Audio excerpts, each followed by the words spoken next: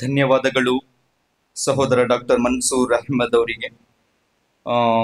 ಇನ್ನು ಒಂದು ಪ್ರಾರ್ಥನೆ ಇರುವುದು. ಈ ಒಂದು ಪ್ರಾರ್ಥನೆಗಾಗಿ ನಾನು ಶ್ರೀ ಪಂಪಯ್ಯ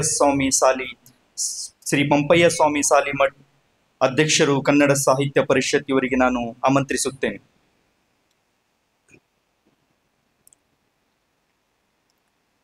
ಓಂ ಶ್ರೀ ಗುರು ಬಸವಲಿಂಗಾಯ ನಮಃ.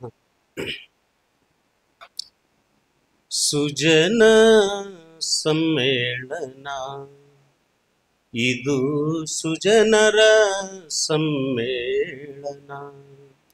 ಸಾಧಕ ಜನರಿಗೆ ಸದ್ಗತಿ ತೋರುವ, ಸಾಧಕ ಜನರಿಗೆ ಸನ್ಮಾರ್ಗ ತೋರುವ ಸುಜನರ ಸಮ್ಮೇಳನ, ಇದು ಸುಜನರ ಸಮ್ಮೇಳನ, ಇದು ಸುಜನರ ಸಮ್ಮೇಳನ.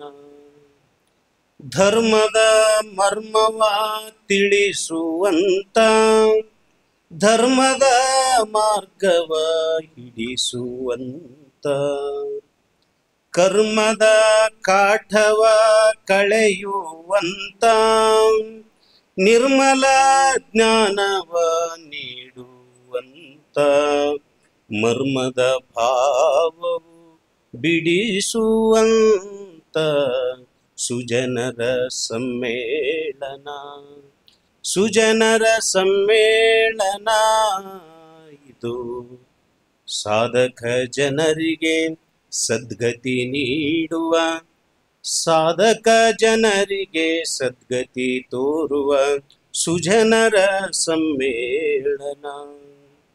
ದುಷ್ಟ ಗುಣಗಳ ಕಳೆಯುವಂತ, ಶಿಷ್ಟ ಗುಣಗಳ ಬೆಳೆಸುವಂತ, ಕಷ್ಟ ಕಾರ್ಪಣ್ಯವ ಕಳೆಯುವಂತ, ಇಷ್ಟ ಫಲಗಳನ್ನು ನೀಡುವಂತ, ಶ್ರೇಷ್ಠ ತತ್ವವನ್ನು ತಿಳಿಸುವಂತ